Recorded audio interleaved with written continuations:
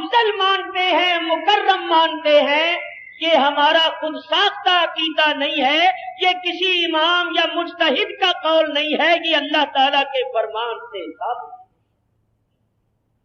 چلیے آگے چلیں۔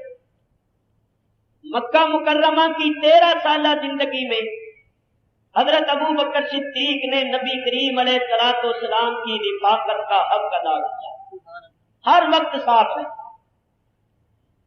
کفار کے مظالم سے تنگ آ کر صحابہ کرام نے ہجرت کی، حضور علیہ الصلوۃ والسلام نے بھی ہجرت فرمانی تھی تاکہ آنے والی نسلوں کے مظلوم مسلمانوں کے واسطے ہجرت کرنا سنت رسول ہو جائے اور باعث اجر و ثواب ہو جائے۔ تو حضور علیہ الصلوۃ والسلام کو بھی اللہ تعالیٰ نے ہجرت کا حکم دیا۔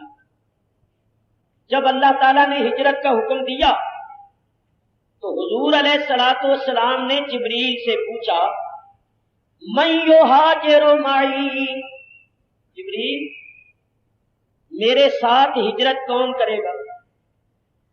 ہجرت کے سفر میں میں کس کو اپنا ساتھی بناؤں، کس کو ساتھ رکھوں؟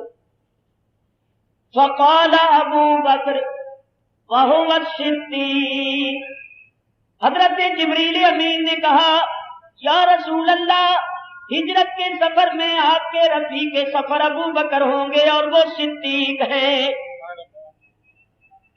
تو حضور علیہ الصلوۃ والسلام نے پوچھا تھا اور جبریل نے کہہ دیا تھا، اور جبریل کا کہنا یہ اللہ کا فرمان ہے، کیونکہ جبریل امین نے اپنی طرف سے نہیں کہا تھا، اللہ تعالیٰ کی طرف سے کہا تھا۔ تو سب جانتے ہیں اس میں کسی کا اختلاف نہیں کہ نبی کریم علیہ الصلوۃ والسلام نے جب مکہ مکرمہ سے ہجرت فرمائی تھی تو ہجرت میں آپ کے رفیق سفر حضرت ابو بکر صدیق تھے۔ سنو ذرا غور کے ساتھ، جس رات حضور نے ہجرت فرمائی ہے اس رات کیفیت یہ تھی کہ 40 نوجوان جو 40 خاندانوں کی طرف سے آئے تھے، ننگی تلواریں لے کر سرکار کے مکان کا محاصرہ کر کے کھڑے ہوئے تھے کہ آج جانے نہیں دینا، آج زندہ نہیں چھوڑے۔ اللہ تعالیٰ نے نبی کریم علیہ الصلوۃ والسلام کو حکم دیا، حالانکہ اس وقت نبی کریم علیہ الصلوۃ والسلام کے پاس حضرت علی کرم اللہ تعالی وجہ الکریم مکان کے اندر ہیں حضرت علی۔ حضور علیہ الصلوۃ والسلام نے حضرت علی سے فرمایا، اے علی، اللہ نے مجھے ہجرت کا حکم دیا ہے اور ہجرت کے سفر میں میرے ساتھی ہوں گے ابو بکر صدیق، تو میں ان کے مکان پر جا رہا ہوں، ان کو ساتھ لے کر میں ہجرت کر جاؤں گا۔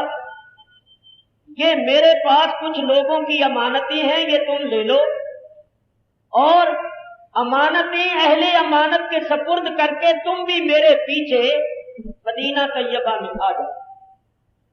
حضور علیہ الصلوۃ والسلام نے امانتیں حضرت علی کے سپرد کی اور گھر سے نکلے۔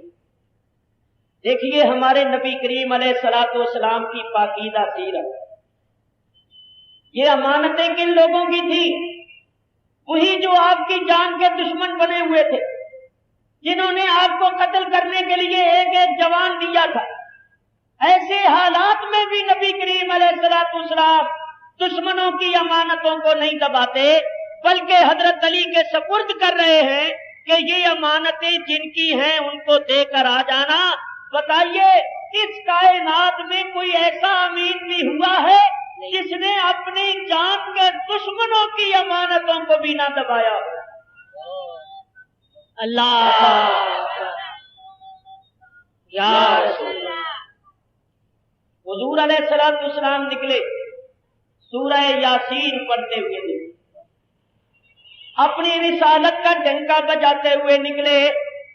جب اس آیت پر پہنچے، فَأَغْشَيْنَا فَجَعَلْنَا مِن بَيْنِ أَيْدِيهِمْ سَدًّا وَمِنْ خَلْفِهِمْ سَدًّا فَأَغْشَيْنَاهُمْ فَهُمْ لَا يُبْصِرُونَ۔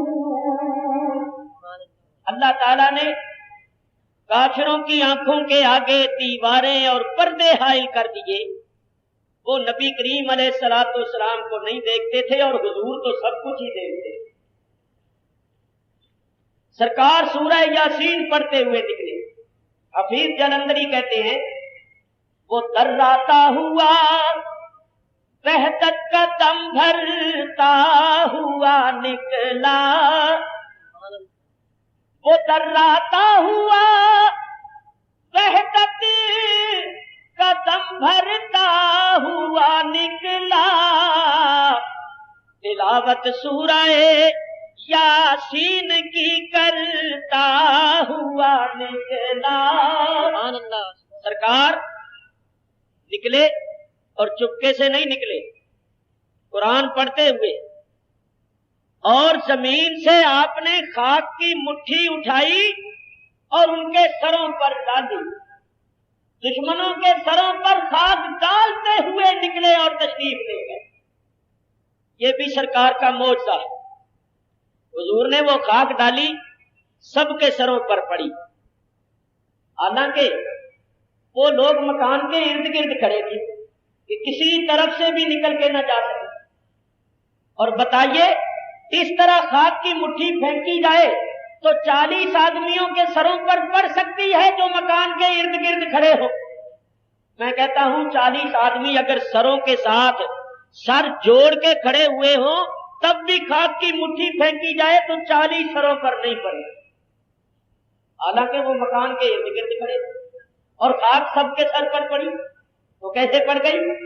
آئیے میں عرض کروں. اگر ظاہر کے لحاظ سے دیکھا جائے تو یہ بات عقل میں آنے والی نہیں، لیکن جب اس لحاظ سے دیکھا جائے کہ وہ خاک نکلی کس ہاتھ سے تھی تو پھر بات سمجھ میں آ جاتی ہے، کیونکہ رسول اللہ کا ہاتھ حقیقت میں اللہ کا ہاتھ. دست احمد عین دست ذوالجلال آمدہ در بیعت و اندر قتال. حضور علیہ السلام قرآن شریف پڑھتے ہوئے دشمنوں کے سروں پر خاک ڈالتے ہوئے تشریف لے گئے. حضرت ابو بکر صدیق کے مکان پر آئے. کیا دیکھا؟ چراغ جل رہا اور ابو بکر صدیق جاگ رہے. سرکار دروازے کے پاس پہنچے ہی تھے اور ابھی ناخنوں سے دروازہ کھٹکھٹایا تھا کہ ابو بکر صدیق نے دروازہ کھول دیا. فرمایا ابو بکر تم جاگ رہے ہو؟ جیسے تمہیں پہلے سے ہی معلوم ہو کہ میں آ رہا ہوں. حضرت ابو بکر صدیق نے کہا یا رسول اللہ، آج سے کچھ عرصہ پہلے آپ نے ارشاد فرمایا تھا ہمیں یہاں سے ہجرت کرنی پڑے گی، اور آپ نے میری طرف اشارہ کر کے یہ فرمایا تھا کہ ہجرت میں میرا رفیق سفر یہ ہوگا. یا رسول اللہ، اس دن سے ابو بکر رات کو کبھی سویا نہیں. اللہ یا رسول اللہ، اس دن سے ابو بکر رات کو کبھی نہیں سویا کہ نہ معلوم سرکار کس وقت تشریف لے آئے، دشمن پیچھے لگے ہوئے ہوں تو دروازہ کھلوانے میں دیر لگ جائے اور دشمن کوئی نقصان پہنچائے. حضور اس دن سے ابو بکر رات کو کبھی سویا ہی نہیں. آپ نے ارشاد فرمایا ابو بکر، اللہ تعالیٰ نے ہجرت کا حکم دیا ہے اور تم میرے رفیق سفر ہو، چلو. نبی کریم حضرت ابو بکر صدیق کو ساتھ لے کر چلے. مکہ مکرمہ سے 6-7 میل کے فاصلے پر ایک پہاڑ ہے جس کا نام ہے جبل ثور. اس پہاڑ کے اندر ایک غار ہے، سرکار اس میں تشریف لے گئے. اور کیجیے، کافروں نے جو راستے مکہ مکرمہ سے نکلتے تھے ان راستوں پر بھی 2 آدمی بٹھا دیے. اگر وہ نبی کسی وجہ سے اپنے گھر سے نکل جائے تو یہ پتا تو چلے کہ کس راستے پر گیا ہے، کدھر گیا ہے، تاکہ اس کا تعاقب کرنا، پیچھا کرنا آسان ہو۔ تو جب شہر سے نکلے، جس راستے پر جا رہے تھے اس راستے پر بھی دو آدمی بیٹھے۔ جب انہوں نے دیکھا کہ دو سوار آ رہے ہیں تو وہ چکنے ہو گئے، کھڑے ہو گئے۔ کون ہو تم؟ حضرت ابو بکر صدیق نے کہا میں ابو بکر بن ابی قحافہ۔ اچھا، یہ تمہارے ساتھ کون ہے؟ اب معاملہ بڑا نازک تھا۔ اگر کہیں کہ یہ اللہ کے نبی محمد الرسول اللہ صلی اللہ علیہ وسلم ہے تو دشمنوں کو پتہ چل جاتا ہے، اور اگر کوئی ایسی بات کہے جو واقعے کے خلاف ہو تو وہ جھوٹ ہو جاتا ہے، اور صدیق کی زبان پر کبھی جھوٹ آ ہی نہیں سکتا۔ شان صدیقیت پر حرف آتا ہے کیونکہ صدیق وہ ہوتا ہے جس کی زبان پر کبھی جھوٹ کا کلمہ آئے ہی نہیں۔ تو آپ کو پوچھ رہے ہیں کہ یہ آپ کے ساتھ کون ہے؟ تو بڑا معاملہ نازک تھا، مگر قربان جائیے صدیق اکبر کی صداقت۔ کیا فرمایا آپ نے؟ ارشاد فرمایا الذی رجل یہدینی، میرے ساتھ وہ مرد کامل ہے جو میرا رہنما ہے، جو مجھے ہدایت کرتا ہے، جو مجھے راستہ بتاتا ہے۔ انہوں نے سمجھا کہ ابو بکر رات کے وقت کہیں جا رہے ہیں، راستہ معلوم نہیں ہوگا تو کوئی آدمی ساتھ لیا ہے جو راستہ بتائے۔ انہوں نے کہا اچھا جاؤ۔ لیکن حضرت ابو بکر صدیق کا مطلب آپ سمجھ گئے کہ یہ میرے رہنما ہیں، میرے ہادی ہیں، مجھے ہدایت فرماتے ہیں۔ بات بھی سچی ہو گئی اور دشمنوں کی عقل پر پردہ بھی پڑ گیا۔ پہاڑ پر پہنچے، حضرت ابو بکر صدیق نے عرض کیا حضور اب پہاڑ پر چڑھنا ہے تو آپ کو تکلیف ہوگی، آپ میرے کندھوں پر چڑھ جائیں، میں آپ کو اپنے کندھوں پر اٹھا کر یہ چڑھائی چڑھتا۔ سنیدہ کہ بغد مانندے دیدہ، سنی ہوئی بات دیکھی ہوئی بات جیسی نہیں ہوتی۔ اس پہاڑ کو جا کر دیکھو، الحمدللہ رب العالمین اس گناہگار نے صرف اس پہاڑ کو دیکھا ہی نہیں بلکہ پوری چڑھائی چڑھی ہے، اور غار شریف کی زیارت کی ہے، اور وہاں میلاد شریف بھی پڑھا ہے، اور یہ واقعہ بھی بیان کیا ہے۔ میں بتانا یہ چاہتا ہوں کہ بعض پہاڑ ہوتے ہیں ان میں ڈھلوان زیادہ ہوتی ہے، اور بعض پہاڑ ہوتے ہیں جن میں ڈھلوان کم ہوتی ہے، ایک دم چڑھائی ہوتی ہے۔ یہ پہاڑ بھی ایسا ہی ہے، چڑھتے جائیے، جب چوٹی پر جاتے ہیں تو پھر برابر سی زمین آتی ہے، برابر آ جاتا ہے پہاڑ، پھر دوسری چڑھائی شروع ہو جاتی ہے۔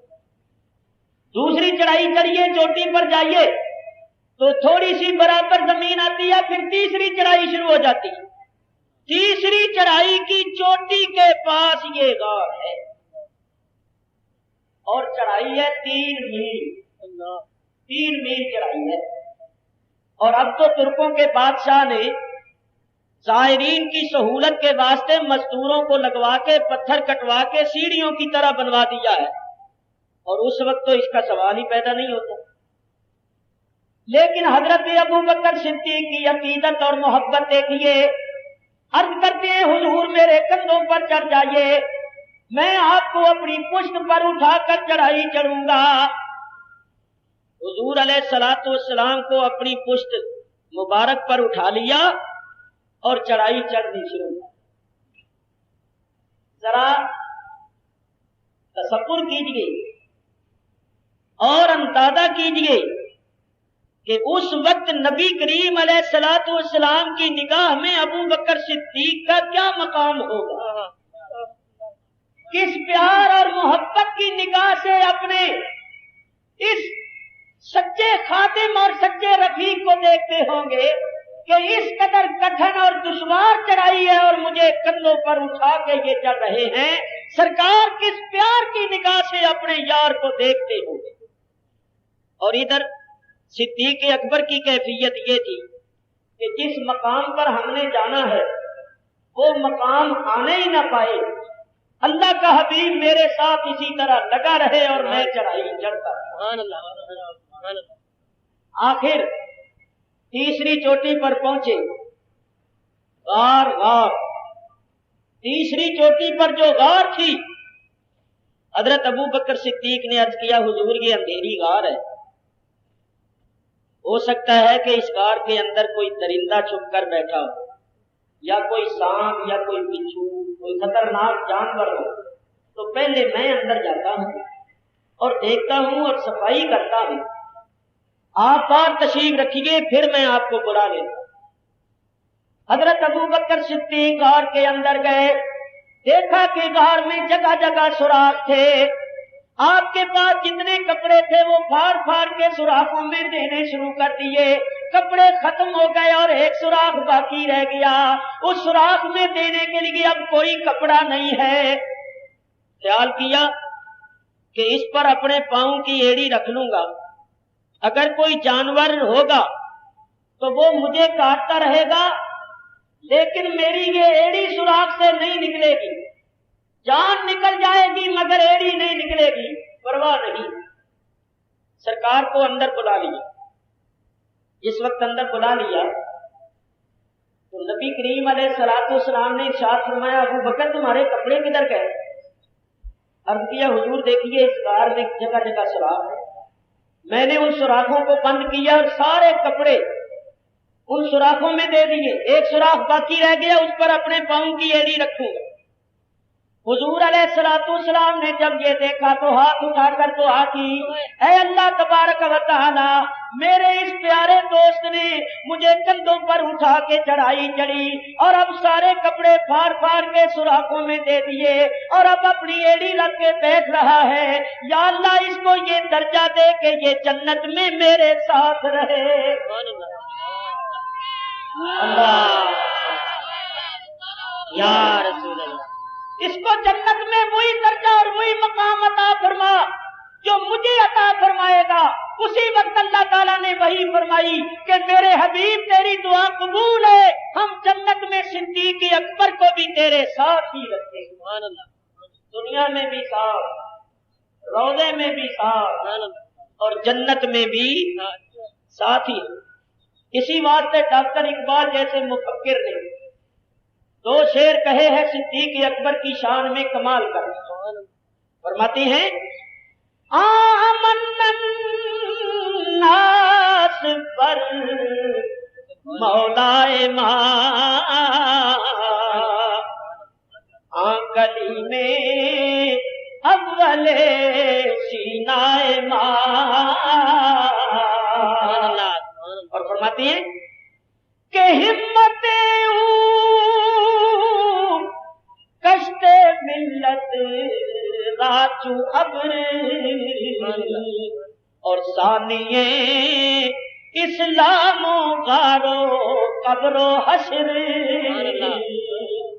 فرماتے ہیں وہ ابو بکر صدیق جس کے ہمارے آقا و مولا حضرت محمد مصطفیٰ صلی اللہ علیہ وسلم پر سب سے زیادہ احسانات، وہ جو سب سے پہلے حضور پر ایمان لانے والا ہے، وہ صدیق اکبر جو سب سے پہلا ساتھی اور پھر غار میں ساتھی اور پھر قبر میں ساتھی اور پھر حشر میں بھی ساتھی۔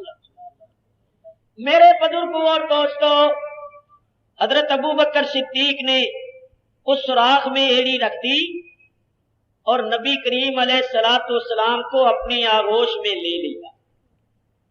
یہ نہیں کہا حضور میں نے آپ کو کندھوں پر اٹھایا ہے، چڑھائی چڑھا ہوں اور میں تھک گیا ہوں تو اب میں ذرا تھوڑی دیر آرام کر لوں اور آپ ذرا بیٹھیے جاگیے خیال رکھیے، نہیں، عرض کیا حضور یہ میرا جانو حاضر ہے، میرے جانو پر اپنا سر انور رکھ لیجئے اور آرام کیجئے۔ سرکار دو عالم علیہ الصلوۃ والسلام نے اپنا سر انور صدیق اکبر کی ران پر جانو پر رکھ دیا اور آرام کرنے لگے۔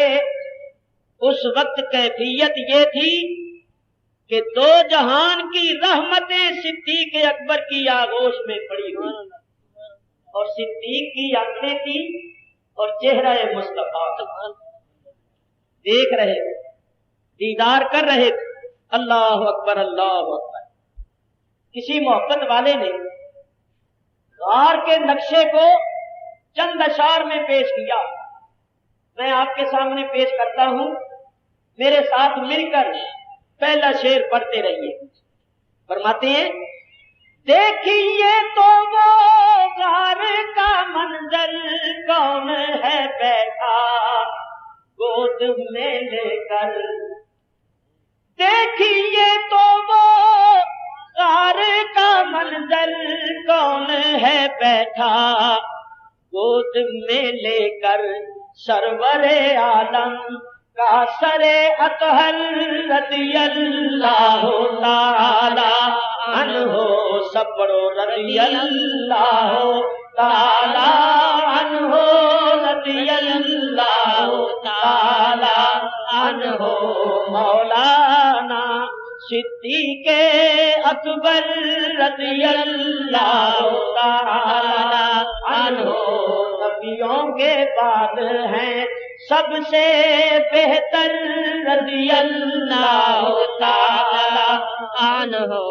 تیری رکھ دی سانپ کے دل پر، زہر کا صدمہ سہ لیا دل پر، تیری رکھ دی سانپ کے دل پر، زہر کا صدمہ سہ لیا دل پر، سب کچھ ہے یہ خاطر دلبر رضی اللہ تعالی عنہ، رضی اللہ تعالی عنہ، رضی اللہ تعالی عنہ، مولانا صدیق اکبر رضی اللہ تعالی عنہ، یار کے نام پہ مرنے والا، سب کچھ صدقے کرنے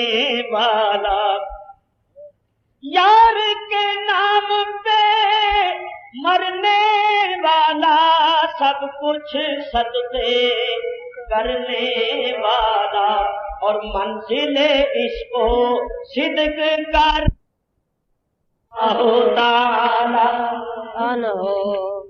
اس غار میں ایک سانپ رہتا تھا، سانپ آیا، جس سوراخ پر آئے کپڑا، اب کپڑے کو وہ کاٹے ڈنگ مارے تو کیا اثر ہو؟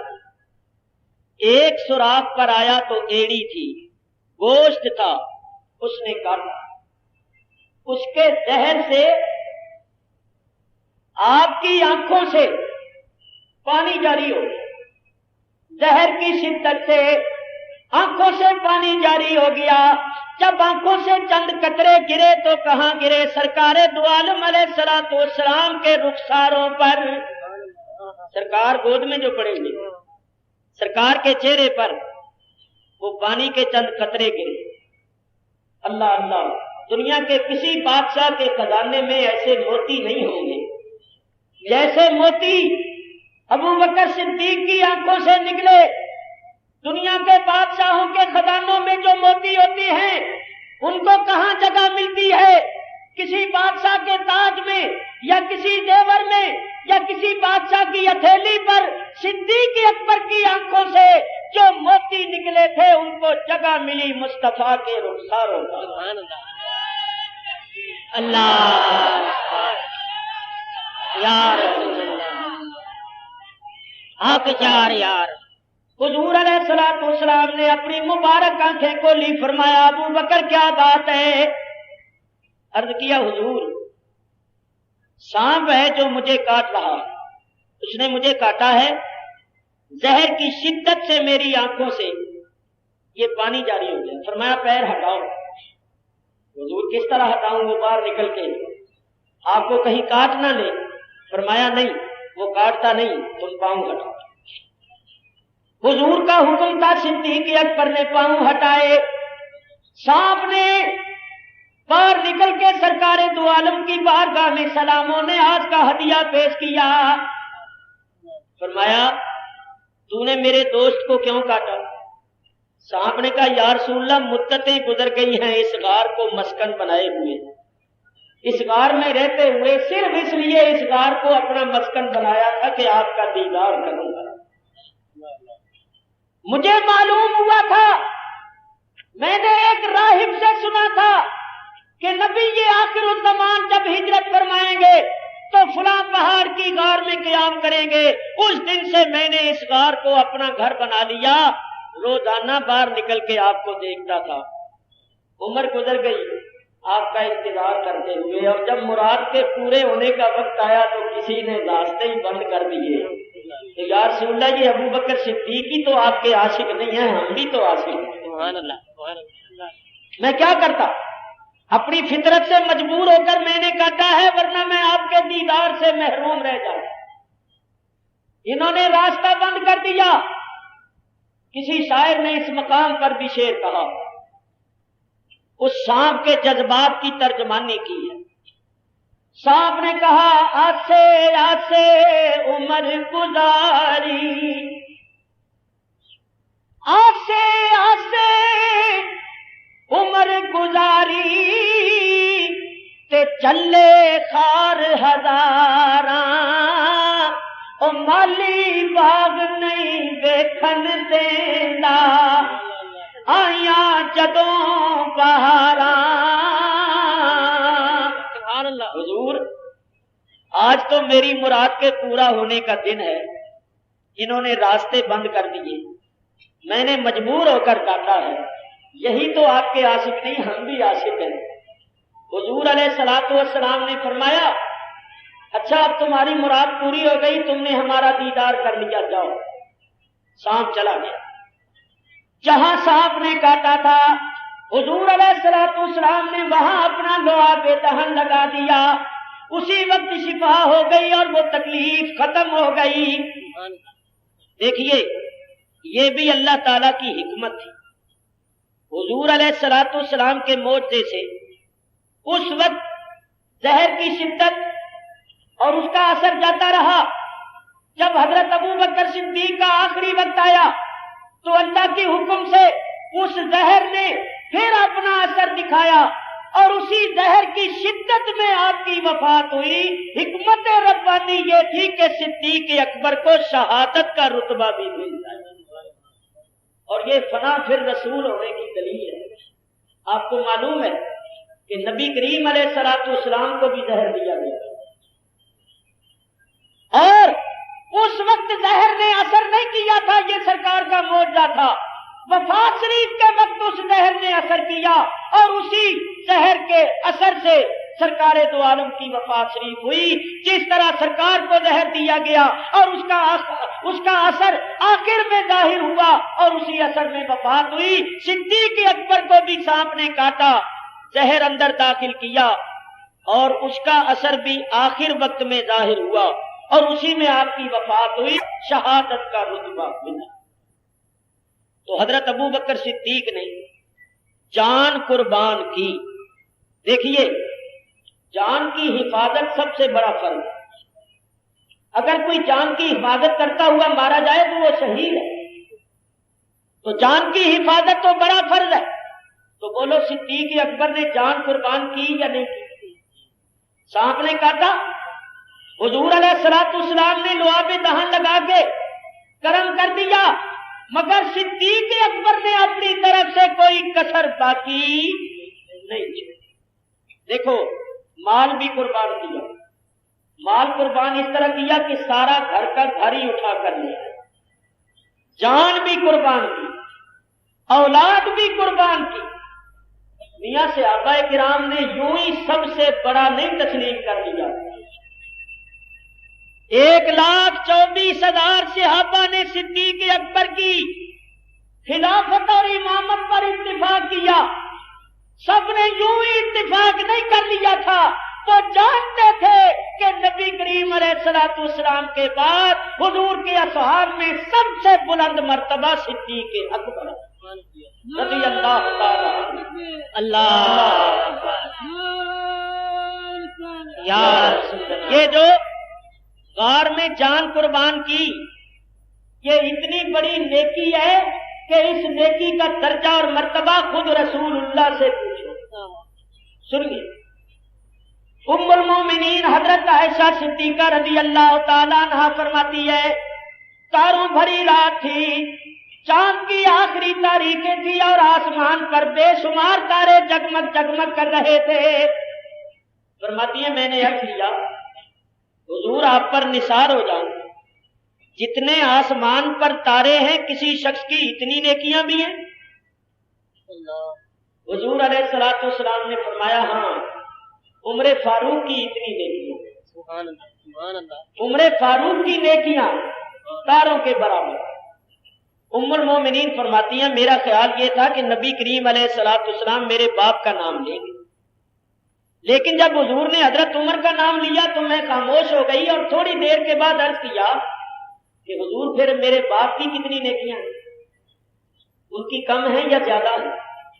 سرکار نے ارشاد فرمایا اے عائشہ جتنے آسمان پر تارے ہیں اتنی نیکیاں عمر فاروق کی ہے، اور تیرے باپ کی وہ ایک نیکی غار ثور والی ایک طرف اور حضرت عمر کی ساری نیکیاں ایک طرف.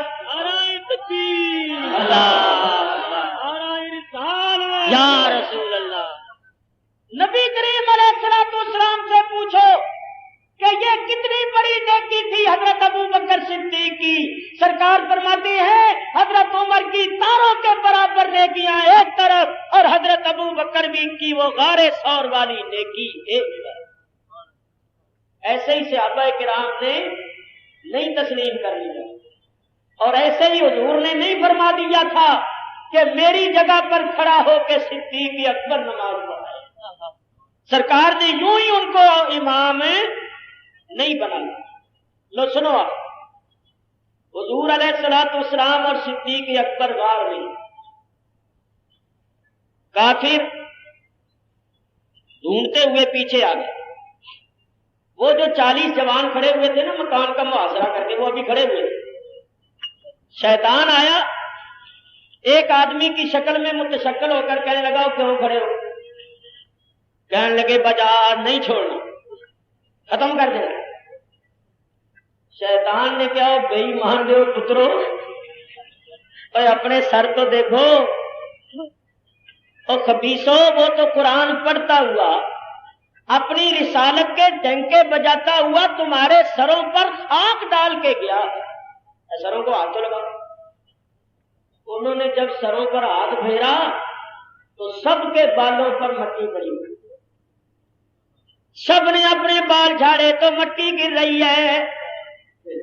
معلوم ہوا سارے ہی ننگے سر تھے.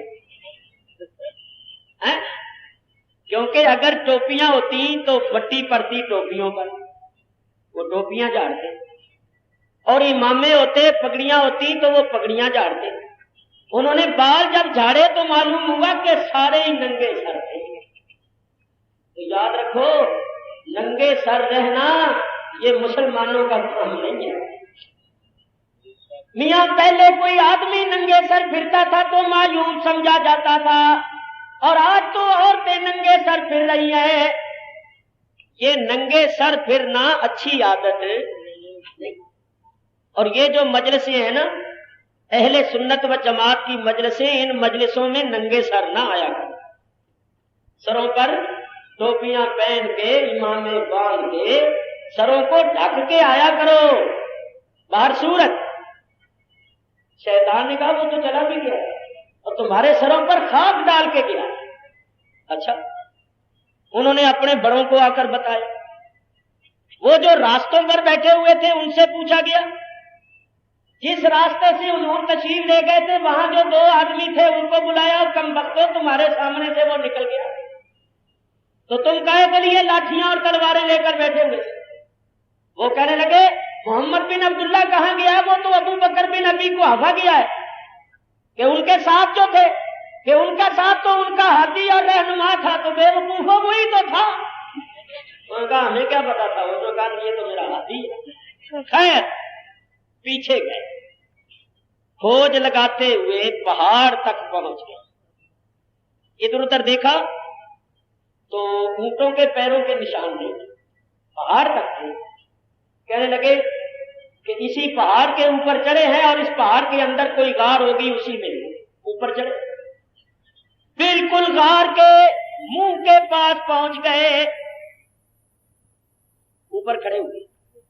صدیق اکبر نے دیکھا اور اشارے سے عرض کیا حضور آپ اگر انہوں نے یوں ہی جان لیا دیکھ لیا تو ہم تو نظر آ جائیں۔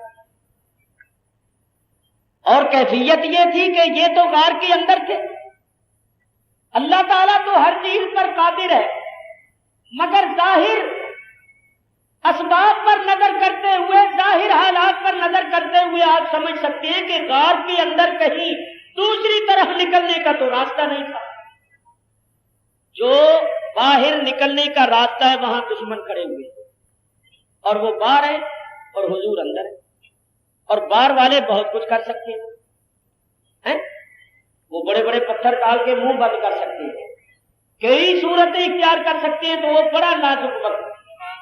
حضرت ابو بکر صدیق کو بڑی فکر ہوئی، یہ فکر اپنی نہیں تھی، بڑا غم پیدا ہوا، یہ غم اپنا نہیں تھا، سرکار دو عالم کا، سرکار پر تو وہ اپنی جان قربان کر چکے تھے، اپنا غم ہوتا تو سانپ کے بل پر اپنی ایڑی کیوں رکھتے؟ سرکار کا غم تھا کہ اگر دشمنوں نے دیکھ لیا تو کیا؟ جب حضرت ابو بکر صدیق کو یہ غم لاحق ہوا کہ کہیں دشمن دیکھ نہ لے اور میرے آقا کو تکلیف نہ پہنچائے، تو جب انہوں نے حضور کی طرف اشارہ کیا کہ حضور دشمن آ گئے، تو اللہ تعالیٰ ارشاد فرماتا ہے، اللہ تعالیٰ ارشاد فرماتا ہے ثانی یسنین اذ ہما فی الغار، دو میں کا دوسرا جب وہ دونوں غار میں تھے، اذ یقول لصاحبہ، جس وقت وہ نبی اپنے صاحب سے کہہ رہے تھے لا تحزن، او میرے رفیق تو غم نہ کھا، او میرے پیارے تو غم نہ کھا، ان اللہ معنا، اللہ جو ہمارے ساتھ۔ ابو بکر تو غم کھا رہا، تو میرے غم میں اس قدر پریشان کیوں ہے؟ اللہ ہمارے ساتھ ہے، تو بالکل فکر نہ کر۔ دیکھیے ذرا غور کیجیے، اللہ تعالیٰ نے ابو بکر صدیق کو نبی کریم علیہ الصلوۃ والسلام کا صاحب کہا، صاحب۔ اذ یقول لصاحبہ، جب وہ نبی اپنے صاحب سے کہہ رہے تھے، قرآن سے ثابت ہوا کہ صدیق اکبر نبی کریم کے صاحب ہیں، اور صاحب بڑی عزت کا لفظ ہے، یہی لفظ اللہ نے اپنے نبی کی شان میں فرمایا، وَالنَّجْمِ إِذَا هَوَىٰ مَا ضَلَّ صَاحِبُكُمْ وَمَا غَوَىٰ۔ اللہ تعالیٰ نے نبی کریم کو ہمارا صاحب کہا، نبی کریم ہمارے صاحب اور صدیق اکبر نبی کریم کے صاحب۔ تو قرآن سے ثابت ہوا کہ صدیق اکبر نبی کریم کے صاحب، ان کا صاحب رسول ہونا تو قرآن سے ثابت ہے، جو ان کے صاحب رسول ہونے کا منکر ہے وہ قرآن کا منکر ہے۔ ایک بات، دوسری بات یہ ہے کہ اللہ تعالیٰ نے صدیق اکبر کو نبی کریم کا ثانی کہا، ثانی یسنین، دو میں سے دوسرا۔ وہ دوسرا کون تھا؟ ابو بکر صدیق۔ تو ابو بکر صدیق کو اللہ نے کیا فرمایا؟ ثانی۔ کس کا ثانی؟ نبی کریم کا۔ اور ثانی کہتی ہے دوسرے کو۔ جب اللہ ان کو دوسرے نمبر پر رکھ رہا ہے تو ہم کس طرح اس کو دوسرے نمبر پر نہ رکھیں؟ ہم بھی یہی کہتے ہیں کہ رسول اللہ کے بعد اگر کسی کا مقام ہے تو صدیق اکبر کا۔ اللہ اللہ یا رسول اللہ۔ تیسری بات یہ ہے، نبی کریم علیہ الصلوۃ والسلام فرماتے ہیں ان اللہ معنا، یہ نہیں فرمایا معانی کہ اللہ میرے ساتھ ہے، تو میرا غم نہ کھا اللہ میرے ساتھ، نہیں، فرمایا معنا، اللہ ہمارے ساتھ، میرے ساتھ بھی ہے تیرے ساتھ، ہم دونوں کے ساتھ۔ معلوم ہوا کہ جیسی نبی کریم علیہ الصلوۃ والسلام کو اللہ کی معیت حاصل ہے، ویسی ہی ابو بکر صدیق کو بھی حاصل ہے اللہ تعالیٰ دونوں کے ساتھ ہے، دونوں کو اللہ تعالیٰ کی معیت حاصل ہے۔ یہ آیت حضرت ابو بکر صدیق کی عظمت و شان کی بہت بڑی آیت۔ ذالک فضل اللہ یؤتیہ من یشاء، یہ اللہ کا فضل ہے جس کو چاہے عطا کرتا ہے۔ اب دیکھیے کافر کھڑے ہوئے غار کے منہ پر، اللہ تعالیٰ نے مکڑیوں کو حکم دے دیا کہ جلدی جلدی جالا تن دو۔ مکڑیوں نے غار کے منہ پر جالا تن دیا۔ اللہ تعالیٰ نے ایک کبوتری کو حکم دیا کہ تو انڈے دے دے، اس نے مکڑی کے جالے میں انڈے دے دیے۔ کافر غار کے منہ پر کھڑے ہوئے کہہ رہے ہیں بھئی اسی کے اندر ہی گئے، بس اس غار کے اندر ہی گئے اور کسی طرف نہیں گئے۔ جب ایک دو نے یہ کہا تو باقی کہنے لگے کہ وہ نبی سچ کہتا ہے کہ تم بے وقوف، واقعی تم بے وقوف، اور بے وقوف ہو کچھ سوچو تو صحیح، بھی معاملہ تو ہے آج رات کا۔ اگر وہ اس غار کے اندر گئے ہوتے تو یہ جالا کیسے رہ سکتا تھا، یہ انڈے کیسے رہ سکتے تھے؟ تو یہی تو راستہ ہے اندر جانے کا۔ تو اگر دو آدمی اندر گئے ہوں تو یہ جالا نہیں رہ سکتا تھا، نہ انڈے رہ سکتے تھے۔ یہ تو جالا بتا رہا ہے کہ اس کے اندر کوئی گیا ہی نہیں، جاؤ کہیں اور جگہ ڈھونڈو، وقت ضائع نہ کرو، آؤ آؤ، ادھر نہیں گئے۔ اگر گئے ہوتے تو یہ جالا اور یہ انڈے کیسے ہوتے؟ اور وہاں سے بھاگ گئے، اللہ نے ان کا منہ پھیر دیا۔ بعض بزرگوں نے لکھا ہے کہ وہ کبوتری جس نے انڈے دیے تھے، اس کبوتری کو اس خدمت کا صلہ یہ ملا کہ آج حضور کے روضے پر اور بیت اللہ شریف پر جو کبوتر رہتے ہیں وہ اسی کی اولاد ہیں۔ اللہ، حالانکہ حقیقی طور پر تو سب کچھ کرنے والا اللہ ہی ہے، مگر وہ سبب تو بنی، اور اللہ نے اس کا صلہ یہ دیا کہ اتنا عرصہ ہو گیا آج بھی اس کی اولاد کے لیے چاروں طرف سے رزق جا رہا ہے۔ جو لوگ جاتے ہیں حج زیارت کے لیے، لوگ کہتے ہیں میاں یہ 2 روپے لے جا، کبوتروں کو دانے نہ دیتے ہیں، یہ نہیں پیسے۔ دنیا بھر سے سرکار کے غلام ان کبوتروں کے دانوں کے واسطے پیسے دیتی ہے، کیونکہ کبوتری نے خدمت کی، انڈے دیے۔ اللہ